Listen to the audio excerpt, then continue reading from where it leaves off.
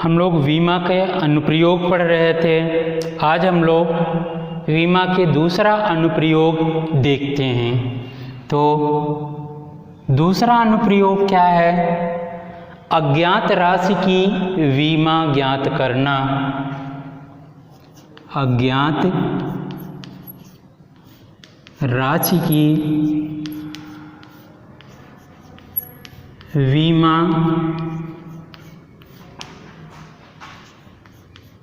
ज्ञात करना।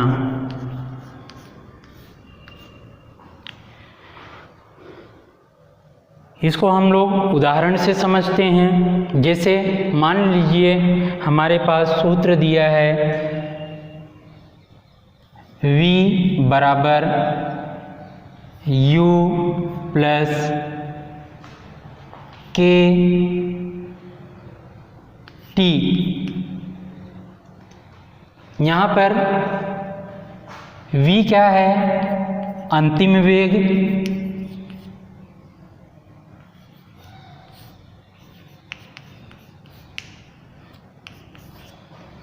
फिर U क्या है? प्रारंभिक वेग। T क्या है? समय। अब कह रहा है K की वीमा ज्ञात कीजिए।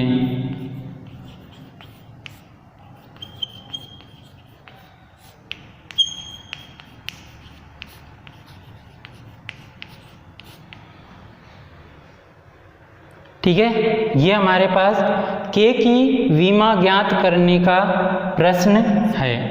तो अब यहाँ पर आपको जब हम लोग सूत्र की सत्यता की जांच पढ़े थे, पहला अनुप्रयोग हम लोगों ने देखा था सूत्र की सत्यता की जांच करना। उसमें मैंने आपको बताया था वीमा की समांगता का सिद्धांत। वीमा की समांगता का सिद्धांत क्या होता है? मैंने बताया था दो पद कब जोड़े जाते हैं, इन्हें तब हम जोड़ते हैं जब वो विमीय रूप से समान होते हैं। और सूत्र की सत्यता की जांच में हमने क्या बताया कि यहाँ पर जैसे तीन पद हैं तो तीनों पदों की वीमा क्या होती है? समान होती है। तो हम किसी भी, चाहे पहले पद के बराबर तीसरे पद की वीमा कर दें या दूसरे पद के बराबर तीसरे पद की वीमा कर दें और हमको एक समीकरण रूप मिल जाएगा और हम K का मान निकाल लेंगे। तो यही हम कहेंगे क्या? K T की वीमा बराबर होनी चाहिए किसके? U की वीमा। किस सिद्धांत से? वीमा की समांगता के सिद्धांत से। दोनों की वीमा समान होनी चाहिए। K की वीमा हमको पता करना है। समय T क्या है? समय। समय की वीमा क्या होती है? Capital T। T क्या है? समय ही है। समय के लिए हम क्या लिखेंगे? Capital T। U प्रारंभिक वेग। वेग की वीमा L T माइनस 1। वेग की वीमा हमने प्रारंभिक वेग और अंतिम वेग दोनों की वीमा समान होती है, तो प्रारंभिक वेग की वीमा L T माइनस 1। अब K की वीमा निकालना है तो इसको इस तरफ ले जाएं तो K ये इधर जाएगा तो क्या हो जाएगा? भाग हो जाएगा। हमको पता है यहाँ पे गुणा होता है और बराबर की इस तरफ जाता है तो ये क्या हो जाता है? बटे में आ जाएगा। T ऊपर जाता है तो ये घात में माइनस में आ जाएगा। मतलब हम इसको क्या लिख सकते हैं? ये तो ऐसे का ऐसे रहेगा, लेकिन ये ऊपर क्या हो जाएगा? -1। अब इनको आपस में मिलाकर लिखें तब क्या आ जाएगा? K बराबर L T की घात -1 T की घात -1, ये आपस में जुड़ जाएंगे तो हम क्या लिखेंगे? T की घात -2। तो K की वीमा कितनी आ गई? LT -2, या इसी को एम एल टी के पदों में लिखेंगे तो कौन सी राशि नहीं है, एम नहीं है, तो एम के ऊपर 0 लगा दो, एल है, एल टी -2, तो के की विमा क्या मिल गया, एल टी -2 कह दीजिए, या बिल्कुल सही रूप हम कहेंगे m0 एल टी -2। तो इस तरीके से हम अज्ञात राशि की विमा पता कर लेते हैं। दूसरा हम लोग देखते हैं, जैसे मान लो क्वेश्चन दिया हुआ है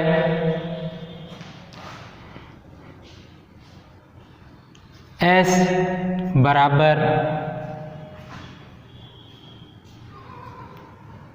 के टी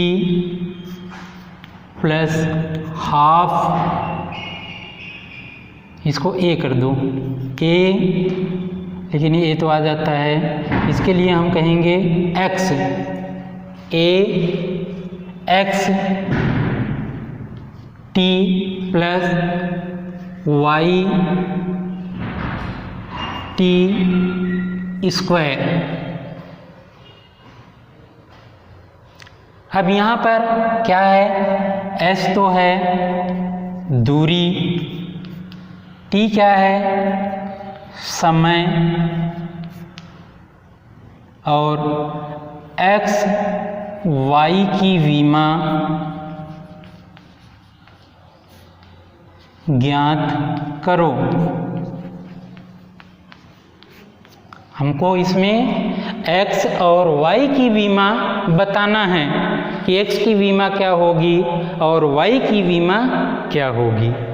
तो यहाँ से पुनः जो है सूत्र की सत्यता की जांच में हम लोगों ने पढ़ा था, चाहे 3 पद हो चाहे जितने भी पद हो, जोड़ में हैं घटाने में हैं, तो हम जोड़ या घटाना कब करते हैं, जब विमी रूप से समान होती हैं, या हम ऐसे कह दें पहले दूसरे और तीसरे तीनों पदों की विमा क्या होती है, समान होती है। तो हम यहाँ पर विमा की समांगता का सिद्धांत उपयोग में लेते हैं, वही कहता है कि तीनों पदों की विमा समान होती है। तो हम कहेंगे क्या, x t की विमा किसके बराबर होनी चाहिए, s की विमा के, और x की विमा हमको पता करना है, t समय है, समय की विमा t कैपिटल T लिख देंगे, s दूरी है, दूरी यानी लंबाई, लंबाई के लिए हम l, इसको इस तरफ ले जाएं तब क्या होगा, x बराबर l बटे में ये आ जाएगा, ऊपर ले जाएंगे तब t की घात -1 मिलाकर लिखेंगे तब क्या हो जाएगा, LT -1। ये किसकी विमा आ गई, x की विमा। इसी प्रकार से y के लिए हम क्या कहेंगे, अब देखिए यहाँ पर क्या आ गया, 1/2। मैंने क्या बताया था सूत्र की सत्यता के जांच में, जो भी आंकिक मान हो उस पर हमको ध्यान नहीं देना है। किस पर ध्यान देना है, केवल जो चर हैं, अर्थात हम यहाँ पर भी कहते हैं y t² की विमा किसके बराबर होगी, हम कह देते हैं इसके बराबर होगी, s की विमा, क्योंकि हमको पता है पहले दूसरे तीसरे तीनों पदों की विमा क्या होती है, समान होती है। तो हम चाहे इसको इसके बराबर कर दें या इसको इसके बराबर कर दें, दोनों से हम विमा ज्ञात कर ले सकते हैं। ठीक, तो y की विमा हमको पता करना है, t समय, समय की विमा t इसका स्क्वायर है बराबर s, s की विमा दूरी एल टी को जो विमा है इसको हम इस तरफ ले जाएंगे तो y बराबर क्या आ जाएगा, इधर गुणा में है तो इधर जाएगा तो क्या होगा भाग, means L upon T square. फिर टी की घात 2 धनात्मक है लेकिन ऊपर जाएगा तो क्या हो जाएगा ऋणात्मक में, तो हम y बराबर एल टी की घात -2 मिलाकर लिखें तब क्या हो जाएगा,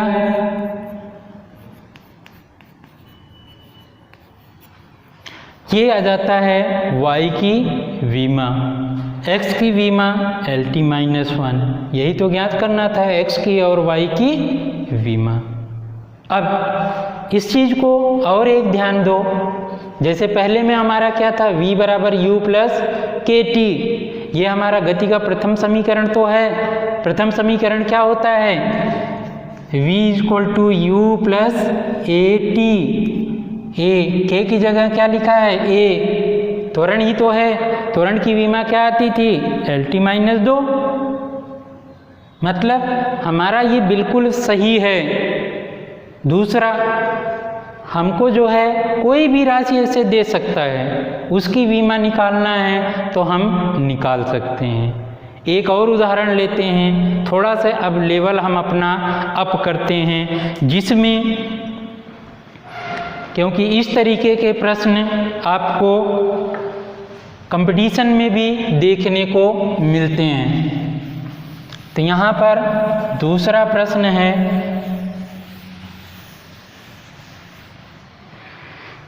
मान लो हमारे पास प्रश्न है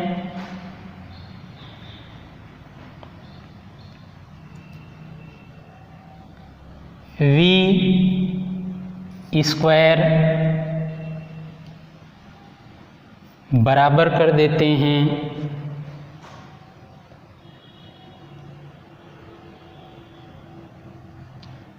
a t प्लस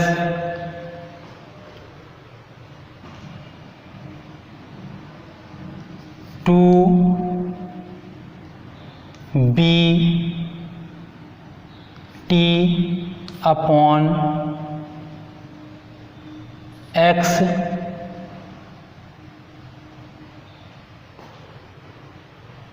प्लस मान लो टी।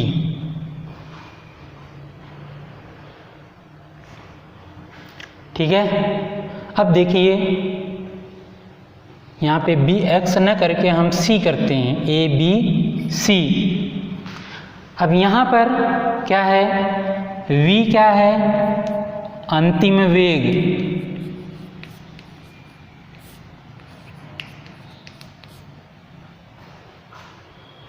और टी क्या है समय।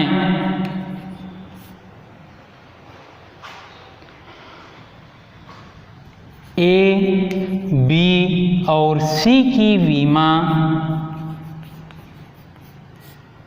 ज्ञात करना है।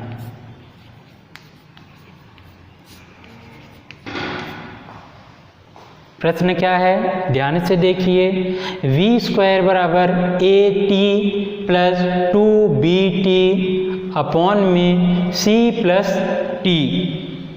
इसमें से v अंतिम वेग है, t क्या है समय है, a b और c इन तीनों पदों की हमको विमा निकालना है। अब देखिए सिंपल सा, यहाँ पर 3 पद हैं, एक ये, 2 और 3। तो हमको तो पहले पता है इन तीनों पदों की विमा क्या होती है, समान होती है। कौन कहता है, विमा की समांगता का सिद्धांत। तो हम यहाँ से ए की विमा निकाल लेंगे। चलिए, ए टी की विमा किसके बराबर होगी, v स्क्वायर की विमा के।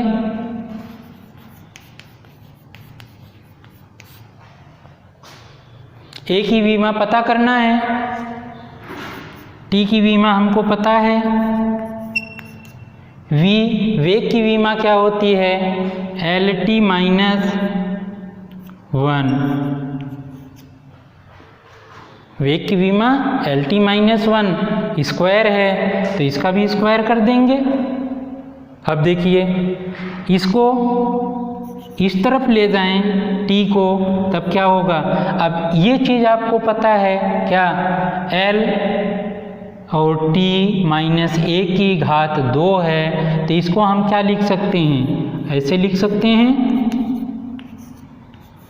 बिल्कुल लिख सकते हैं। क्यों, क्योंकि ऐसे देख लीजिए, जैसे 2 गुणित 3 घात 2 है, तो ये क्या होगा, इसका मतलब तो यही हुआ ना, 2 की घात 2 इंटू 3 की घात 2, तो ये कितना हो गया, 2 दूनी 4, 3 त्रिका 9, 9 चौके 36, यही तो आया। और यहाँ से अगर देखें 2 का 3 में गुणा करें तो कितना आएगा, 6, 6 का वर्ग, या ऐसे कह लो 6 गुणित 6, ये भी किसके बराबर होगा, 36 ही तो आएगा।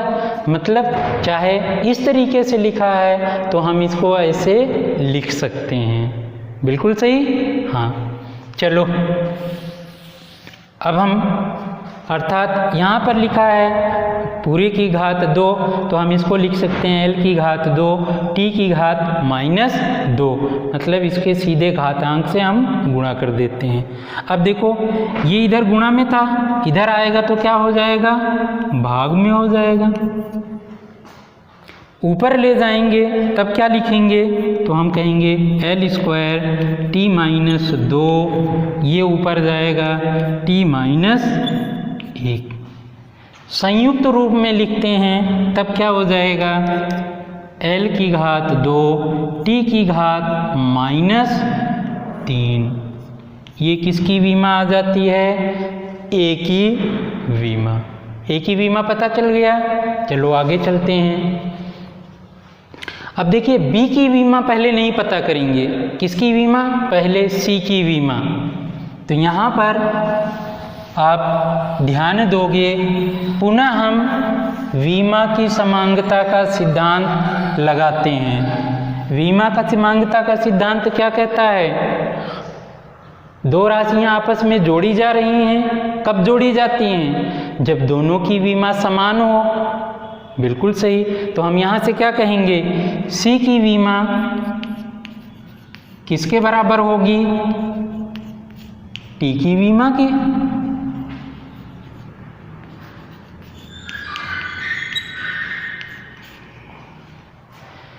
सी की वीमा पता करना है, टी समय है, समय की वीमा, सी की वीमा मिल गया, बिल्कुल मिल गया। चलो अब देखो, जब बी की वीमा निकालेंगे, कैसे निकालेंगे, तो इसके लिए आपको ध्यान रखना है, एक तो जो आंकिक मान हो उस पर ध्यान नहीं देना है। जैसे दो राशियां आपस में जुड़ी हैं तो 2 बार आपको टी नहीं लिखना है, सीधे एक बार। देखिए कैसे, तो यहाँ पर हम कहेंगे बी टी अपॉन टी, केवल एक लिख रहे हैं क्योंकि दोनों की वीमा समान है, तो हम एक की वीमा केवल लिखते हैं। 3 भी होगी तब भी एक की लिखेंगे, 4 होगी तब भी प्लस में, तो हमको केवल एक की वीमा नीचे लेना है। तो बी टी अपॉन टी की वीमा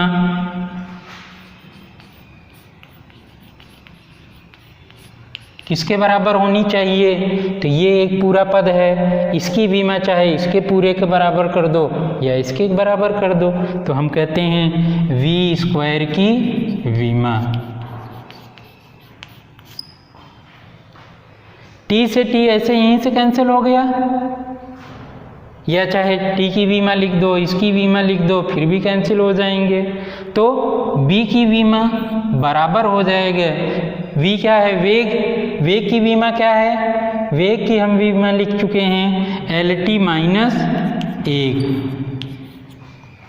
इसका स्क्वायर है तो स्क्वायर कर देते हैं। या इसी को कैसे लिख सकते हैं, l की घात 2 t की घात -2। इसी को और सही शुद्ध रूप में कहें तो हम क्या लिखेंगे, m नहीं है तो m की घात 0, l की घात 2, t की घात -2। ये किसकी विमा आ जाती है, b की विमा। तो हमको a की विमा, b की विमा और c की विमा, तीनों की विमा पता हो गया। इस तरीके से हमको कोई भी समीकरण दिया रहेगा, उसमें कोई अज्ञात राशि दे दिया जाएगा, उन राशियों की विमा निकालने के लिए बोला जाएगा। तो हम इस तरीके से निकाल लेंगे। जितना ज़्यादा आप अभ्यास करोगे उतना आप इसमें महारत हासिल करोगे। ये अभ्यास, कोई भी चीज़ आपको याद करना नहीं है, सिर्फ ध्यान देना है किस तरीके से किया जाता है, समझना है, रटना कुछ भी नहीं है। समझ कर आप करेंगे तो बहुत अच्छा आप कर पाएंगे।